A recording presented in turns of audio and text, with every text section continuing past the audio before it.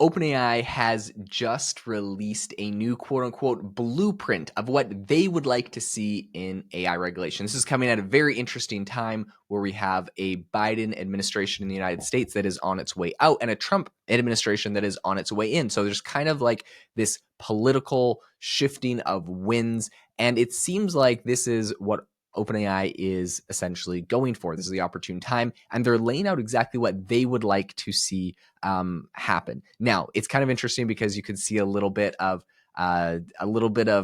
politics at play where they're trying to, give Biden his flowers, but also butter up Trump and his administration on certain issues. This is very, very fascinating, and I think it says a lot about what we can expect to see in AI regulation, but also what the AI companies would like. So we're going to dive into all of this. But first, I wanted to mention, if you have ever wanted to grow and scale your company or start a brand new online side hustle using AI tools, you need to join the AI Hustle School community. We have over 300 members, and the last month we had this at $100 a month. We've dropped the price for January, for New Year's. It is $19 a month to join. Every single week, I record exclusive deep dive videos on tools, tactics, and strategies that I'm using right now to make money with AI and to grow and scale my current businesses, projects, and everything that I'm working on, including this podcast.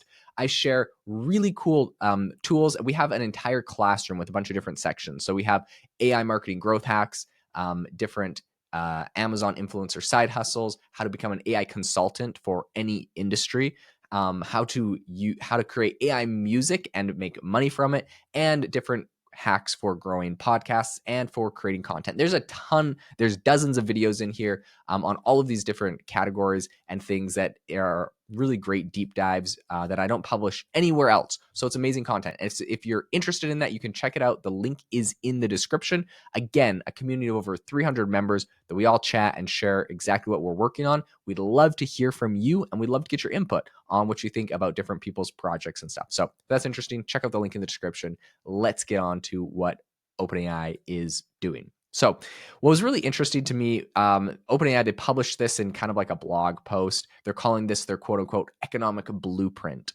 So this is a living document, meaning it's going to get changed and updated regularly. And it's all of the policies that OpenAI thinks the US government should be building on. So this includes a foreword, which was written by Chris Lane, which is OpenAI's VP of Global Affairs. And essentially in this, they assert that the US needs to act to attract billions in funding for chips, data, energy, and talent, which is what they're saying is necessary to, quote, win on AI. So I think the whole document here comes through, has a handful of different parts. Number one is chips, data, and energy. And what you'll notice about chips, data, and energy is this is infrastructure. So really what they're focusing on is what they would like the US government to help with in regards to the infrastructure needed to grow AI. Now, this is coming at a very interesting time because they've just released their O1 model, which we've learned is 20 times more uses 20 times more compute than GPT-4o. And because of this, they need more energy, they need more compute. And if we want to scale up AI, they're like, look, we want to use 100 times or 1,000 times more compute and energy. And then this AI model gets, exponentially better. But in order for this to happen, we really need to build up more infrastructure. We need more energy. We need a lot of resources. And so it seems like this is kind of what they're getting at with this document. So they said, quote, today, while some countries sideline AI and its economic potential, the US government can pave the road for its AI industry to continue the country's global leadership in innovation while protecting national security. So this is good. They're not like, the US government's been failing. They're like, look, some people are failing, but you guys can be the leader. So it's kind of like sets the stage to make the government the hero. And I think that's probably a good strategy at this point. So repeatedly, they have called on the government to make some big changes. And they're saying that this is because it's very difficult, the current AI regulation environment today in the United States. In 2024 alone, just between all of the different local states, there was introduced about 700 AI-related bills. So some of these conflict with each other. Texas has one called Responsible AI Governance Act, and there's a whole bunch of things that they don't like in that, I think.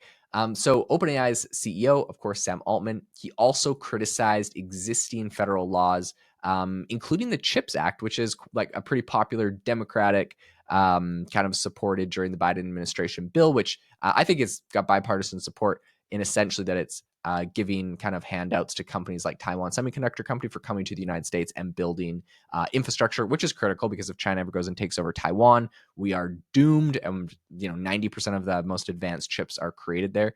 So the CHIPS Act is giving them money, and they're now building fabs here in the United States, specifically in Arizona, near where I live. So that's pretty cool. In a recent interview with Bloomberg, Sam Altman was talking about all of this and kind of roasting the CHIPS Act, though. So yeah, all of that to say the CHIPS Act does do some good things, but there's room for criticism. He said that it has not been as effective as any of us hoped, and that he thinks there is, quote, a real opportunity, referring to the Trump administration, quote, to do something much better as a follow-on. I think this is cool because I think he has the right strategy. You can tell Sam Altman is someone that is, if nothing else, very strategic in his business moves. And so he knows Biden's on his way out. Biden can't do much. Biden can't do anything for him. Republicans are coming into power in the United States with control of the Senate and the House.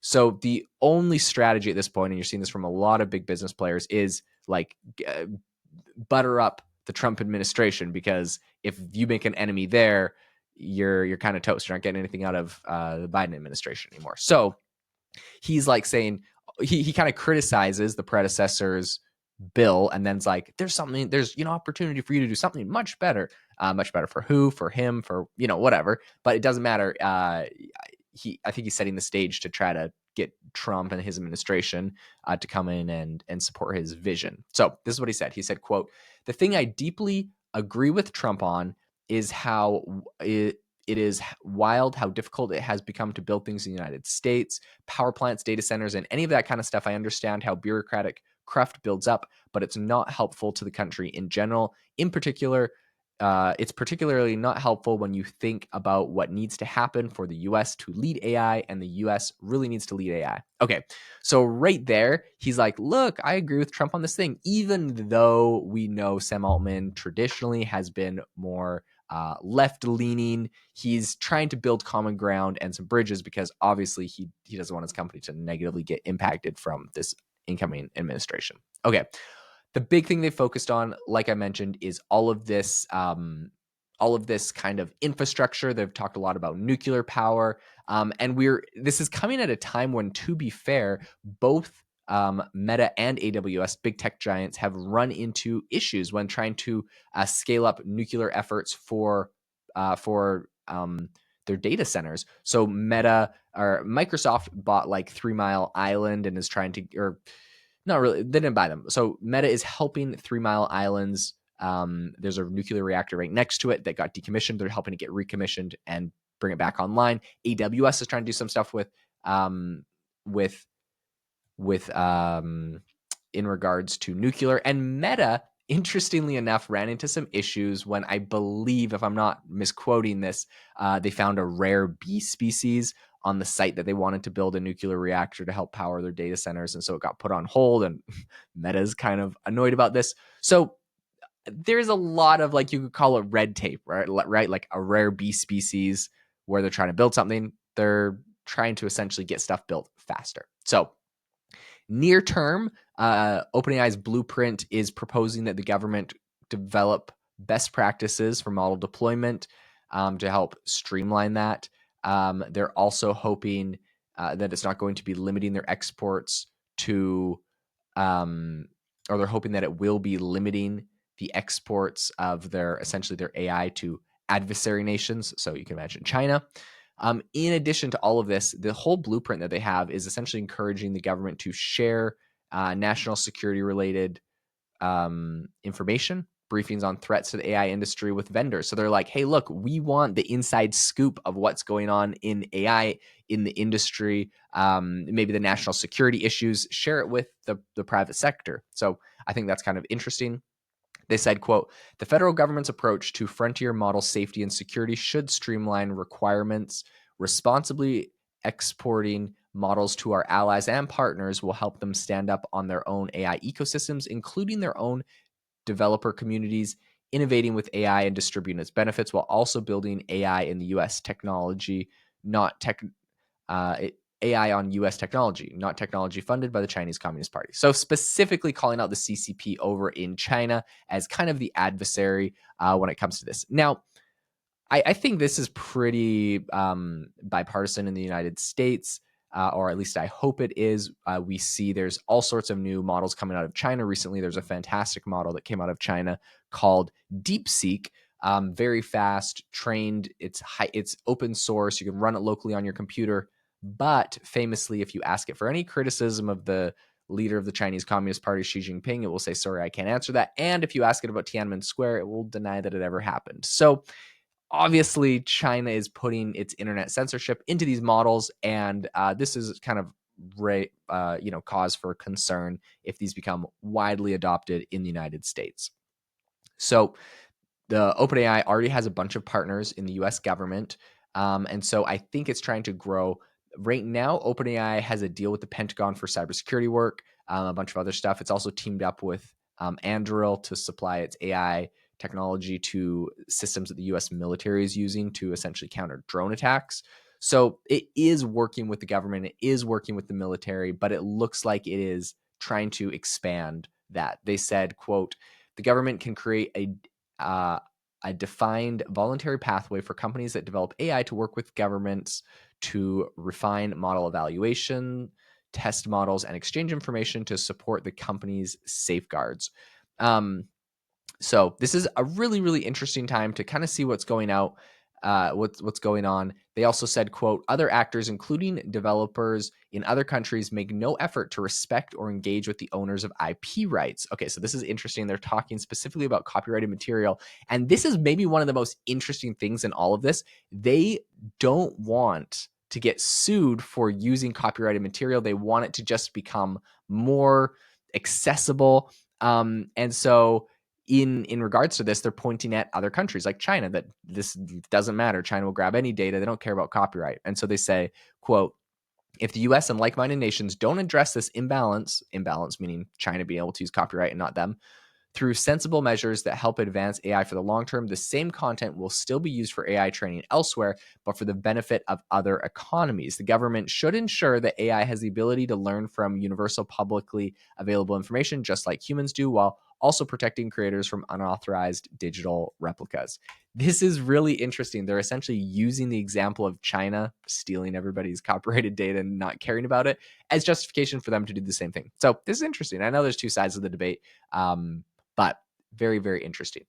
One thing that I do think is important is to know what OpenAI has been doing in relation to the government. So in the first half of last year, they tripled how much money they were spending on lobbying. They spent $800,000 versus $260,000 for all of 2023. Obviously, as they're becoming a bigger player, they're spending more money. I mean, that's $1 million in the first half of last year, and this is going to grow. So the company also brought former government leaders into their executives. They have a bunch of ex-Defense Department officials, NSA chiefs, and they also have formerly the chief economist at the Commerce Department under Joe Biden. So they're bringing in a bunch of government officials.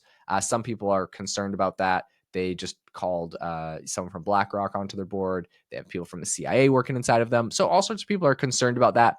But it seems like this might be what they're doing, what they have to do to play the game, as it were. And that's controversial. I'm not saying whether that's good or bad. It seems to be what they're doing. In addition, they're also throwing their weight behind some Senate bills that would establish a federal rule-making body for AI and provide federal scholarships for AI research and development.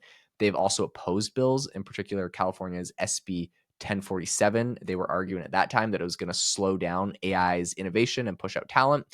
Fascinating things happening with OpenAI and the government, and I will keep you up to date on all of it. If you enjoyed the episode today, if you enjoyed the podcast, the number one thing I would appreciate is a review on the podcast. It helps me find amazing guests, helps me cover amazing stories, and motivates me to keep cranking out all this awesome content and sharing everything I'm learning. So if that sounds, if this has been interesting to you, if you could leave a review, I would really appreciate it. Also, make sure to check out the AI Hustle school community if you're interested in growing and scaling a business using AI tools. Thanks so much for tuning in, and I will catch you next time.